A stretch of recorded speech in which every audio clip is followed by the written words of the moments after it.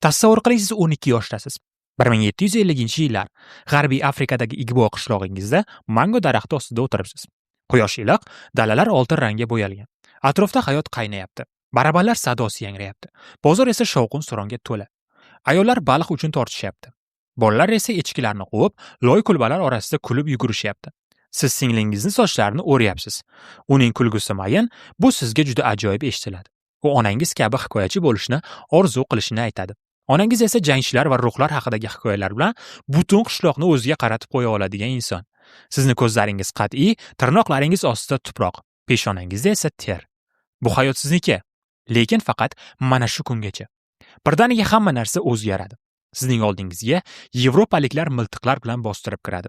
Ular bilan birga hamma davrda bo'lganidek, o'zini qutqarish uchun boshqalarni qurbon qiladigan sizning qishlog'ingizga tegishli bo'lgan odamlar ham bor. Singlingizni qo'llaringizdan tortib olishadi.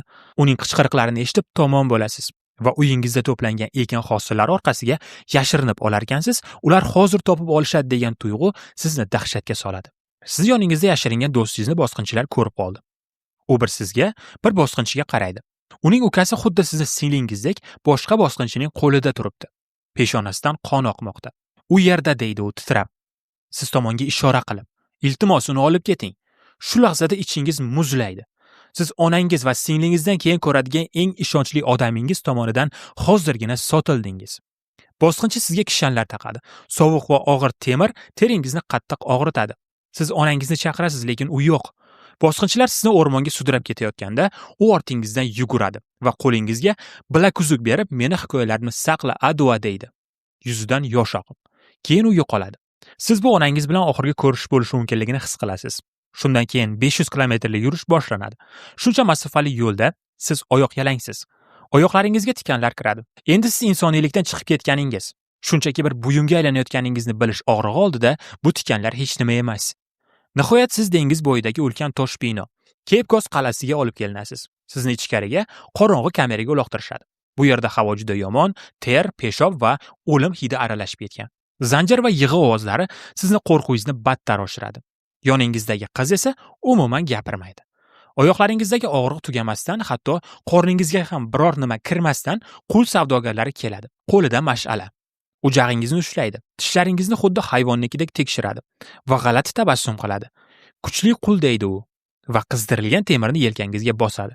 Siz qichqirasiz. Tomog'ingiz yirtilgudek. Yonayotgan tanangizning hidi burningizga uradi. Shu lahzadan boshlab siz endi adua emassiz. Endi sizning ismingiz Marta. Eski ismingiz endi yo'q. Siz onangiz bergan bilakuzukni mahkam ushlab, ichingizda uning vasiyatini amalga oshirgan holda hikoyalarni saqlashga harakat qilasiz. Qo'riqchi keladi, qamchi bilan yuzingizga uradi. Qon oqadi, lekin siz yig'lamaysiz. Bu yerda yig'lash meni o'ldiring degan bilan barobar.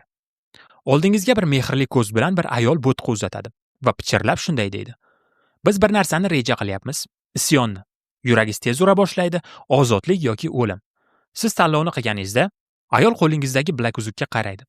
Buni menga ber, aks holda sen isyonga qo'shilmaysan. Siz yosh bo'lsangiz ham ancha aqllisiz. Bu yana bir xiyonat ekanini sezasiz. Mehr orqasiga yashiringan undirib olish. Bu gapdan keyin siz tushunasiz. Bu qal'adan chiqishning yagona yo'li tobut. Sizni qullar kemasiga olib chiqishadi. Endi siz kema ichida zanjirbandsiz. Tebranayotgan kemada joy shunchalar torki, o'tirishga ham joy yo'q. Hatto tizzalaringiz boshqa birovning oyoqlariga tegib turadi. Havo esa qayt qilish, ter va inson chiqindilari hidiga to'la. Oyoqlaringiz tagidagi jirkanchlikka umuman ko'nika olmaysiz. Yuqorida esa ayollarning qichqiriqlari eshitiladi. Ekipaj a'zolari ularning ayolligini tortib olishyapti. Ularning tanasi endi ularniki emas. Sizni yuqoriga olib chiqishganda, ularning nigohlari sizga qaratiladi. Siz esa suvli bo'tqa va qurtlarni ovqat deb atashga majbursiz. Bilagingizdagi bilaguzuk esa teringizga botib ketgan. Bu sizni aqlingizni ushlab turgan yagona narsa. Sizga bugun isyon bo'ladi. Zanjirning eng zaif joyini temirga ishqala. Shunda uziladi deyishgan. Siz 30 daqiqa davomida mixni temirga ishqalaysiz. Barmoqlaringiz qonab ketadi, lekin nihoyat zanjir yorila boshlaydi va uziladi. Qo'llaringiz ozod. Siz qorong'ilik ichida sudralasiz. Boshqalar ham zanjirlarni yechmoqda. Kimdir asbob o'g'irlayapti, boshqalar esa arqonlarni tishlab uzmoqda. Lekin yuqorida etiklar tovushi eshitiladi. Isyon boshlandi.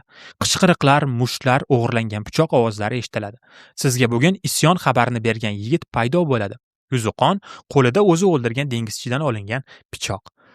Kemani egallaymiz deb qichqiradi u va shu zahoti miltiq ovozda eshitiladi. Bu o'q o'sha yigitga tegdi. U o'lmadi, lekin jarohat olgandi. Qon kema ichiga to'kiladi. Hali yigitni sudrab borisharkan, u hali ham kurashayotganini ko'rib kurashgisi keladi, ammo hali juda yoshsiz. Uni akulalarga tashlashganda ham u ozodlikni istab baqiradi. Uni jasadini akulalar yeb qo'yadi. Siz esa tirik qoldingiz. Endi siz dengizchining qamchisi ostida qonni tozalashga majbursiz. Qo'llaringiz titraydi, oshqozoningiz ovqat so'raydi. Siz har bir nafasingizda o'limni his qilib yashaganingiz uchun Igbo tilida har kuni hayot bilan xayrlashasiz. Va kutilmaganda dengizchi sizni urishdan to'xtaydi. Qamchi ushlagan qo'li sekin pastga tushadi. U sizga qaraydi, uning ko'zlarida bir lahza deyarli insoniy narsa ko'ringandek. Siz yana inson ekanligingizni eslamasingizdan oldin bu qarash yo'qoladi. Oradan 13 kun o'tgach siz kemadan qoqilib tushasiz. Karib dengizi mintaqasida joylashgan Barbadosning jaziramasi bosh suyagingizdan o'tib ketadi. Port tartibsizlik ichida. Auksionchilar baland ovozda narxlarni aytishyapti. Yer egalari esa atrofda aylanib, hammani kuzatib yurishadi. Osmon ostida turgan auksion joyi qorong'u va qo'rqinchli ko'rinadi. Sizni majburan yuvintirishadi, teringizni yog'lab porlatishadi.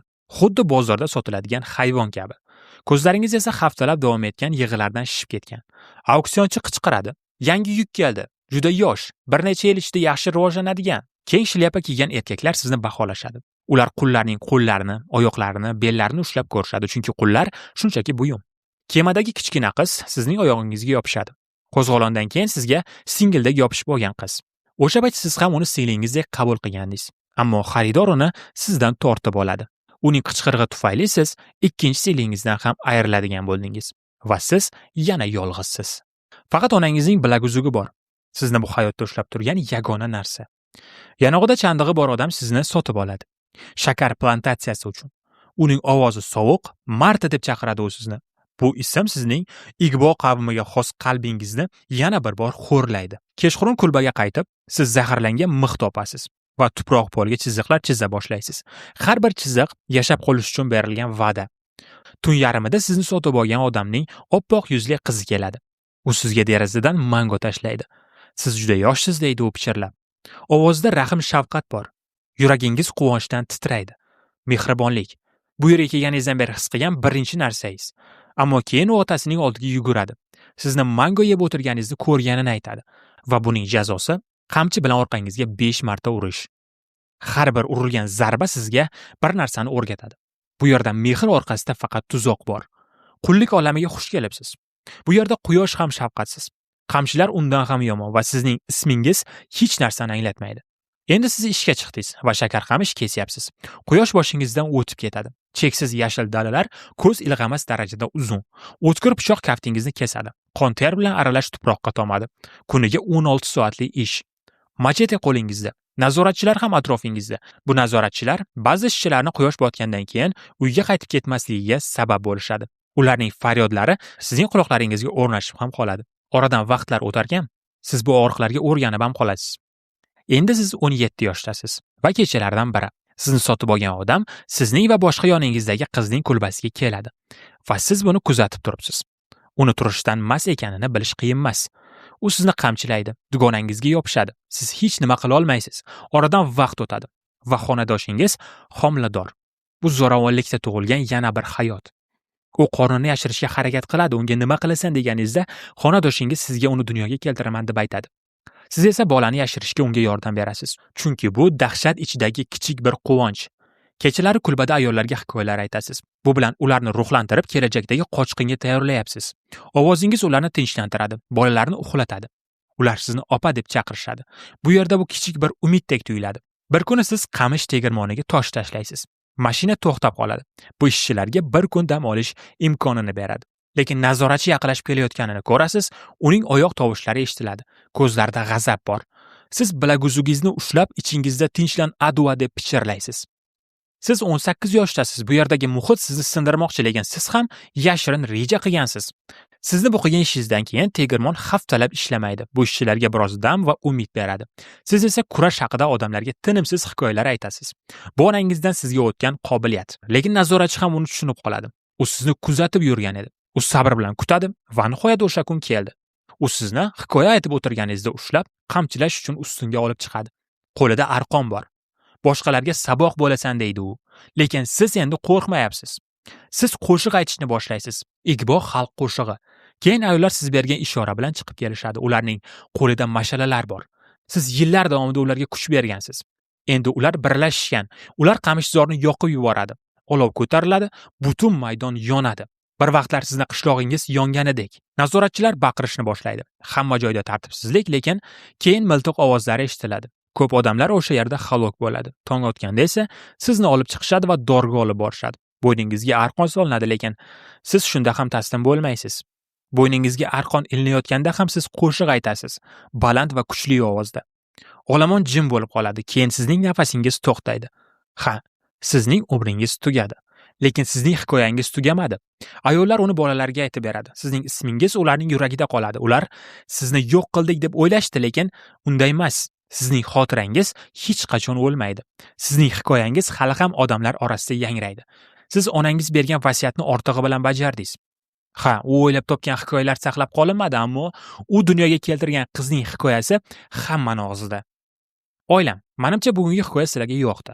Men hikoya tanlashda biroz qiynalyapman. Menga ozgina yordam berib yuborishlarini so'ragan bo'lardim. Buning uchun kommentariyadagi Telegram kanalimga o'tib, mana shu 5 ta hikoyadan qaysi birini eshitishni xohlashingiz haqidagi savollarga javob bersangiz, xursand bo'lardim. Ha, aytgancha sizlar umuman obuna bo'lishni bosmayapsizlar. Bu meni motivatsiyam tushib ketishiga sabab bo'lyapti. Maksimal komment, like va obuna bo'lishni bossalaring, ko'proq video qilishimga turtki bo'ladi. Sizlarni yaxshi ko'raman. O'zingizni ehtiyot qilinglar. Hozircha xayr.